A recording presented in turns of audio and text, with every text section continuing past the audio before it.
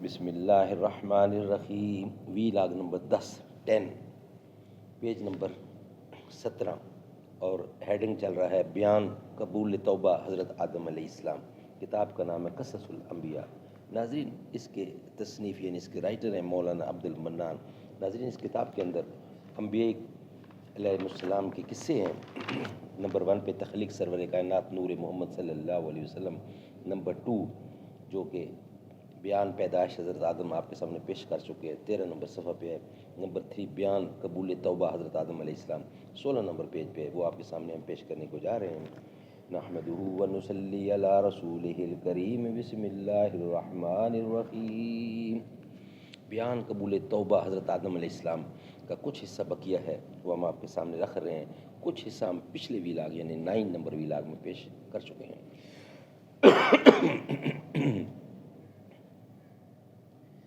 آدم کھیتی کرنے میں مشغول ہوئے، زمین پر گیہوں بکھیرا، وہ بار لایا اور پختہ ہوا، تب کاٹ لیا، یہ سب 7 گھڑی میں تیار ہو گیا۔ زمین نے کہا، اے آدم مجھے معاف رکھو کہ میں ضعیف ہوں، وگرنہ اس سے بھی جلدی تم کو گیہوں دیتی۔ آدم نے جب گیہوں کو مل کر صاف کر کے کھانا چاہا، تب جبرائیل علیہ السلام نے فرمایا کہ اول گیہوں کو پیس کر زمین کے ساتھ خمیر کر کے آگ میں سینک، تب ہوا نے یعنی سینکو، خشک کرو، آگ میں سینکو، تب ہوا نے ان سے تعلیم پا کر اپنے ہاتھ سے پیس کر زمین کے ساتھ خمیر کر کے روٹی پکا کر آدم کے سامنے لا رکھیں۔ آدم علیہ السلام نے چاہا کہ کھاویں۔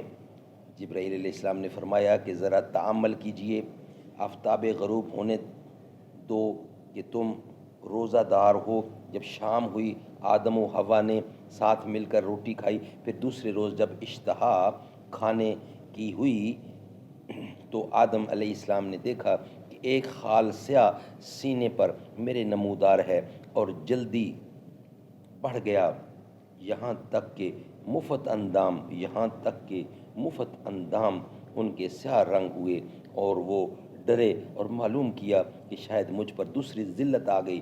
جبرائیل علیہ السلام نے فرمایا، اے آدم روزہ رکھ، آج کچھ مت کھا کہ تیرے بدن کی سیاہی مٹ جائے۔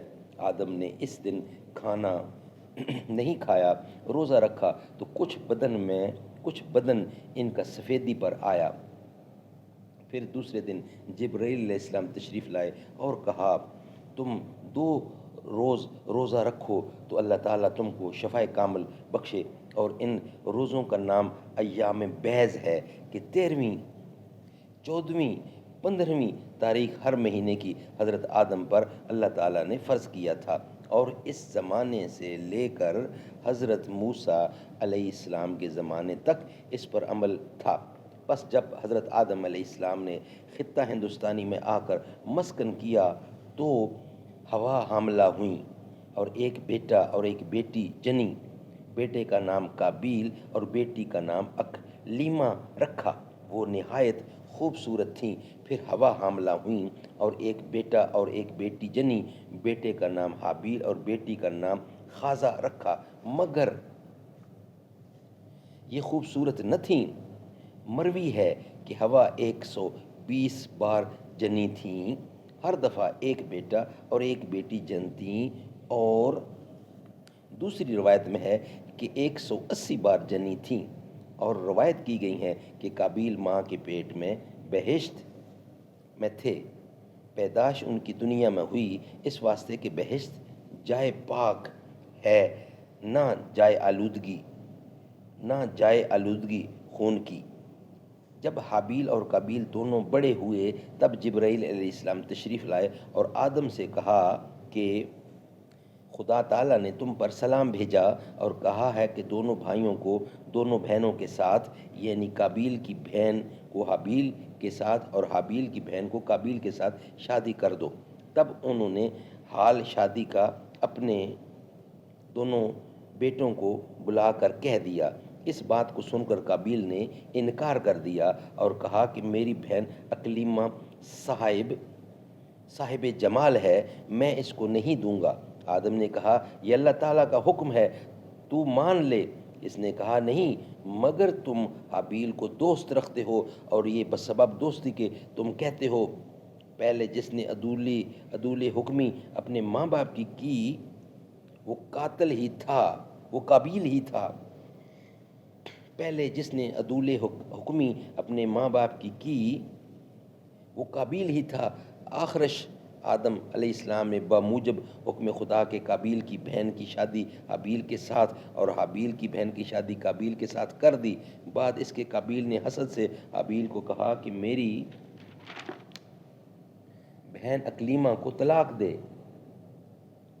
تو میں اپنی خدمت میں رکھوں گا۔ حابیل نے کہا یہ میری بیوی ہے، میرے باپ نے اس کے ساتھ شادی کر دی ہے، میں ہرگز اپنے والد کا حکم رد نہ کروں گا اور خدا کا حکم بجا رکھوں گا۔ ناظرین، اس کے بعد انشاءاللہ بقیہ حصہ ہم آپ کے سامنے رکھیں گے نیکسٹ ویلاگ میں، یعنی کہ ویلاگ نمبر ہمارا نیکسٹ جو آنے والا ہوگا ویلاگ وہ ہوگا 11۔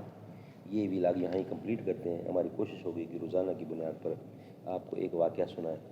ناظرین، یہ کتاب پوری کی پوری قصص الانبیاء جو کہ رائٹر ہیں اس کے مولانا عبد المنان صاحب، ہم آپ کے سامنے روزانہ کی بنیاد پر رکھیں گے، اور اس میں تمام انبیاء علیہ السلام کے قصے ہیں۔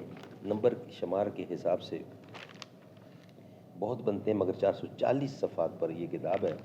انشاءاللہ آپ کے سامنے روزانہ کی بنیاد پر ایک قصہ رکھیں گے۔ اللہ تعالیٰ عمل کرنے کی اور اس سے سبق حاصل کرنے کی توفیق عطا فرمائے۔ آمین ثم آمین بجا خاتم النبیین صلی اللہ علیہ وسلم۔